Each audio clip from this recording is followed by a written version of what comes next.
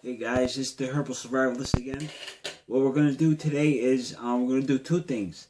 First, I'm going to show you how to make a good cold infused oil, herbal oil. And then from there, we're going to take it to a salve for medicinal purposes. The nice thing about salves is like again, you're turning a liquid into a hard substance.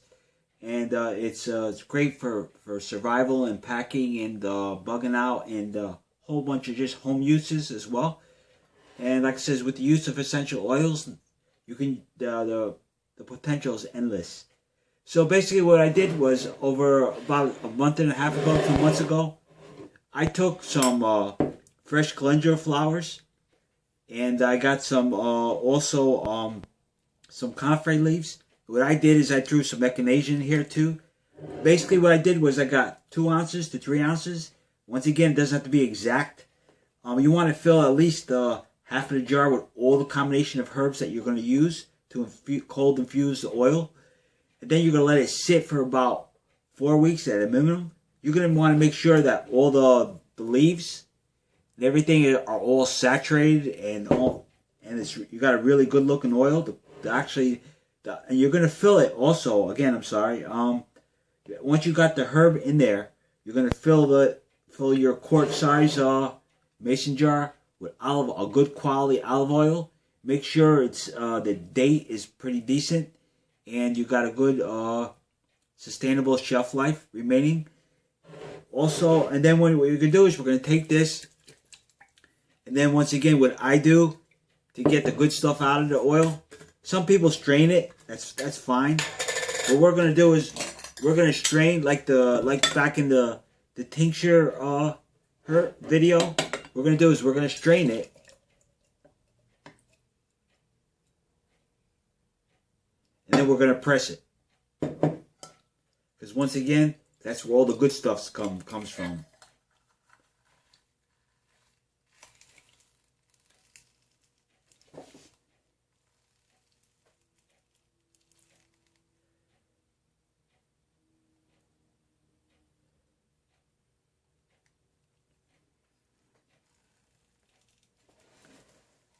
We'll come up again and again. So let it expand. I'm going to come down again. There we go. See this stuff, guys? This is the good stuff right here.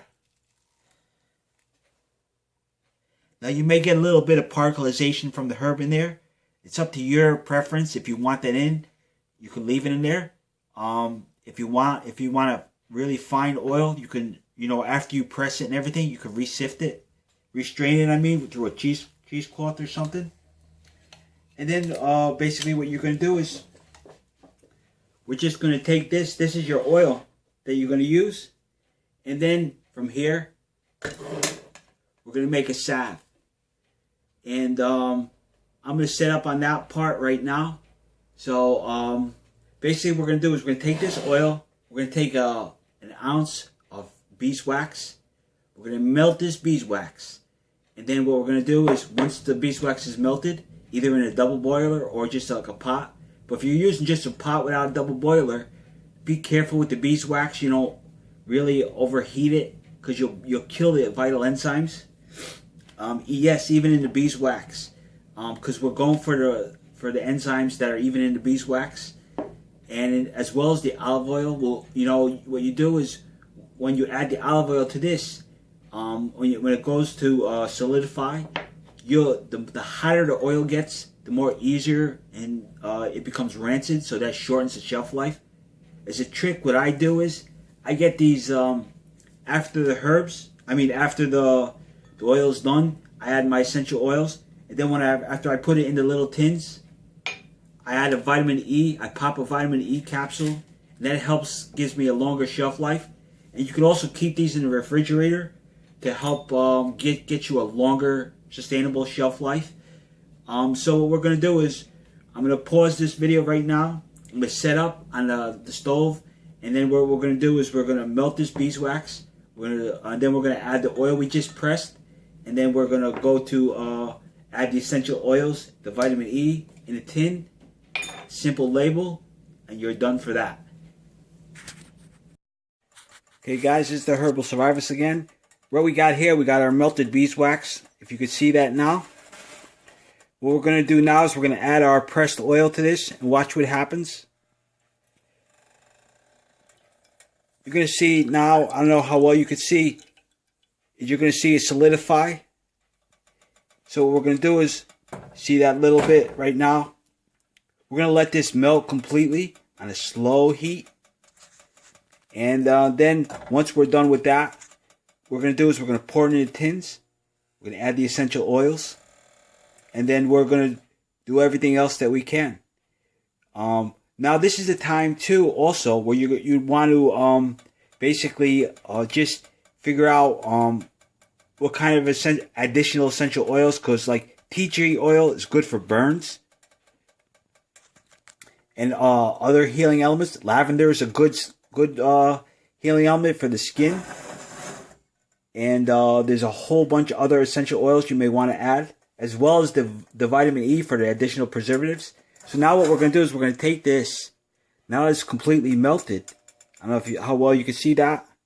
We're going to pour that back into the Pyrex.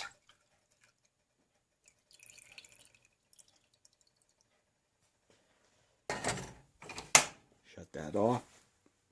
Then what we're going to do is we're going to pour them in the tins. Work quickly with this.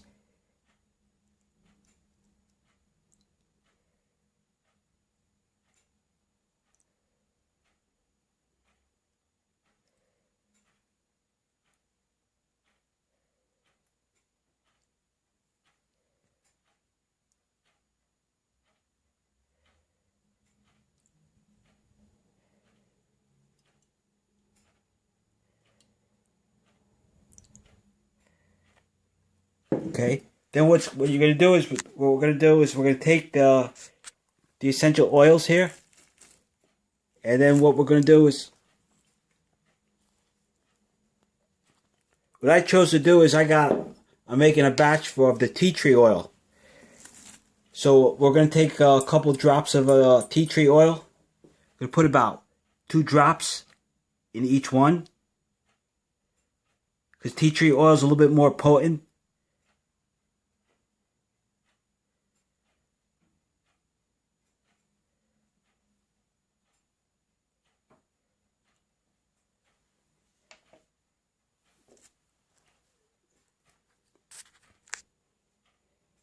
Then what we're going to do is we're going to get these vitamin E.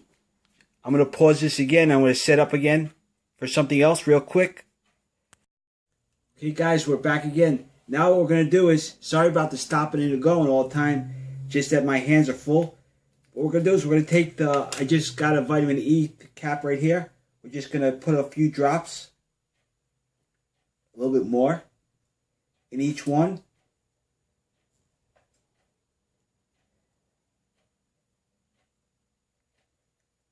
This is going to also help with the shelf life, extend the shelf life.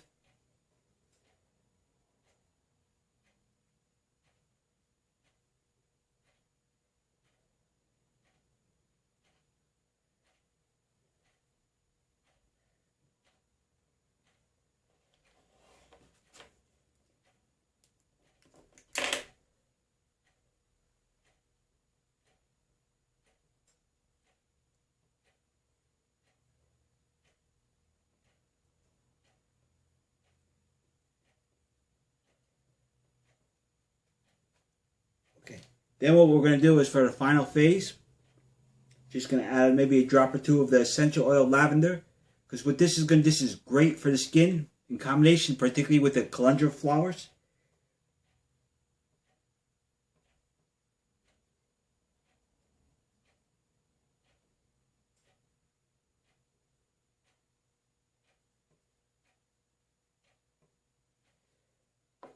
Then that's basically it. What you do is you let it solidify.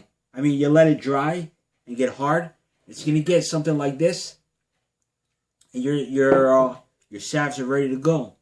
Now, right here, what we got with the tea tree oil and the echinacea in the pressed oil is gonna be great for for burns and insect bites and wound care. the calendula oil is going to help heal the wounds quicker. And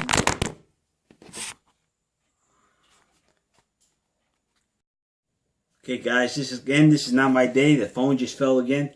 Basically, again, what I'm saying is the comfrey is going to help the wounds heal better. And then what they're also going to do is you're going to get less scarring. It's also good for mosquito bites, bug bites, some minor wound healing. It actually helps everything heal better.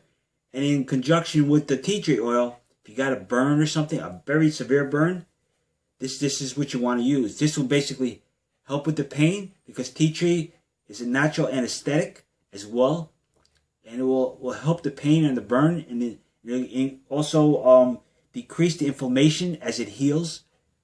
And that's about it for the salves. And like I said, some other things, if you're looking to create an antiseptic herb as well, a different type, you can do a lavender cinnamon oil. There's a whole bunch of other essential oils out there, like grapefruit is another thing for to help fight bacterial infections externally as well as internally.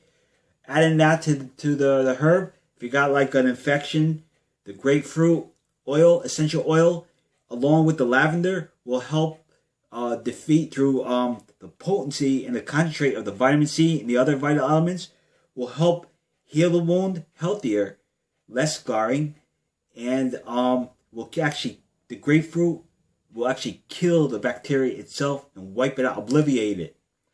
And another salve you can create is oregano oil. That's if you have a very bad cut or infection. The oregano oil is will also have the benefit of that, has that additional antiviral properties, and that will also help stop and inhibit any kind of bacterial or viral infections, both from a wound or from a bug bite as well. And there's other salves out there, such as there's a black drawing salve. I'm going to make another video on that particularly, because I want to show you guys how it actually draws the infection out, and actually how if you got a bad splinter and it's deep, this black salve, healing salve, the traditional one that I have the recipe for, will actually over time will draw the splinter right out, while actually preventing any infection, particularly bacterial infection from incubating. And that's about it. And now, as you can see, they're starting to harden already. And what you do is just take a little sticker and label it. And also another thing, these are another barter object. These things are like gold itself. Because the possibilities are endless. And specifically on the salves, if you got any questions or you want to figure out how to do something, just text me or message me through my blog, herbalsurvival.blogspot.com. Comment on the post. Also, I'm going to write up an instructions sheet on a post on the blog in conjunction with this video. So if there's something I missed because of all the fallings and pausings of this video, I'll have a layout of all the instructions and the ingredients and the procedure as well. And like I said, if you got any questions, you just let me know, and I'll do everything I can to help you guys out, because that's why I'm here. I'm here to help you out. And once again, God bless you and all your families, and wish you all the best. And have a great day.